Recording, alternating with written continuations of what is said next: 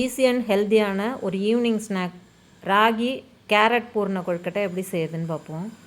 நான் எல்லா மெஷர்மெண்ட்டும் இந்த 250 ml கப்பால் தான் எடுத்திருக்கேன். நான் எடுத்துக்கிட்ட அளவுக்கு இந்த சைஸில் 16 கொழுக்கட்டை கிடச்சிருக்கு. உங்களுக்கு தேவையான எண்ணிக்கைக்கு தகுந்த மாதிரி மாவை மெஷர் பண்ணி எடுத்து செஞ்சுக்கோங்க. கனமான வானலியில் 2 டீஸ்பூன் நெய்யில் 1 கப் கேரட் துருவல் சேர்த்து மிதமான தீயில் வதக்கிக்கோங்க. 2 நிமிஷம் வதக்கினதுக்கப்புறம் இது போல் லைட்டாக கலர் சேஞ்ச் ஆகிடும். 1/4 கப் தேங்காய் துருவல், 1/2 கப் உடச்ச வெல்லம் அல்லது நாட்டு சர்க்கரை சேர்த்து கலந்தீங்கன்னா இது போல் நீர்த்தாப்பில் வரும். தொடர்ந்து மிதமான தீயிலே கலரி விட்டுக்கிட்டே இருந்தீங்கன்னா பாகு இறுகி பூர்ணம் சேர்ந்தாப்பில் வந்துடும். அந்த ஸ்டேஜில் அடுப்பை நிறுத்திடுங்க. இதுக்கு மேலே கலர்னிங்கன்னா பாகு இறுகி பூர்ணம் உதிராகிடும். 1/2 டீஸ்பூன் ஏலக்காய் பொடி சேர்த்து கலந்துக்கோங்க.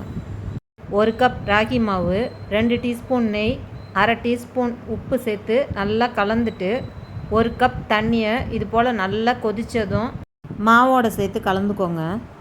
நல்லா கொதிக்கிற தண்ணி சேர்த்திங்கன்னா தான் கொழுக்கட்டை சாஃப்டாக இருக்கும். 1 கப் மாவுக்கு 1 கப் தண்ணி கரெக்டாக இருக்கும். மாவை மூடி வச்சுட்டு நல்லா ஆறுனதுக்கப்புறம் கையில் கொஞ்சமாக நெய் தடவிட்டு இது மாதிரி சாஃப்டான மாவாக பிசைஞ்சு எடுத்துக்கோங்க.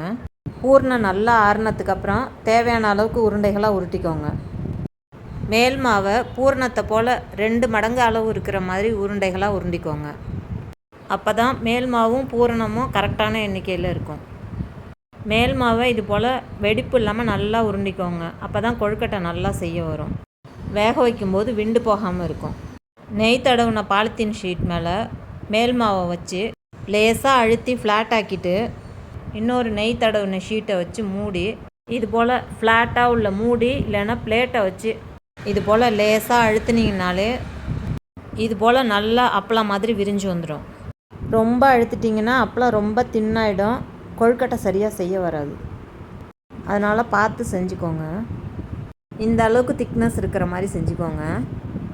அதில் பூர்ணத்தை ஸ்ப்ரெட் பண்ணி வச்சுட்டு மூடி ஓரத்தை நல்லா அழுத்தி ஒட்டி விட்டுக்கோங்க. இதே போல் எல்லா கொழுக்கட்டையும் செஞ்சு வச்சுக்கோங்க. உங்களுக்கு விருப்பமான எந்த ஷேப் வேணாலும் செஞ்சுக்கோங்க. நெய் தடவுன இட்லி தட்டு அல்லது ஸ்டீமர் பிளேட்டில் அடுக்கி இட்லி பானை தண்ணி இது மாதிரி நல்லா கொதிக்கும்போது வச்சு மூடி 5-7 நிமிஷம் வேக விட்டு எடுத்துக்கோங்க. இது போல் பளபளப்பாக வெந்து வந்திருக்கும். அந்த இட்லி தட்டிலே வச்சு கொஞ்சம் ஆறுனதுக்கு அப்புறம் எடுத்துக்கோங்க. அப்போ தான் ஒட்டாமல் வரும். டேஸ்ட் அண்ட் ஹெல்த்தியான இந்த ஸ்வீட் செய்கிறது ரொம்ப ஈஸி. இதே கொழுக்கட்டையை நீங்கள் அரிசி மாவில் வேணாலும் செஞ்சுக்கலாம். அதுவும் டேஸ்ட்டாக இருக்கும்.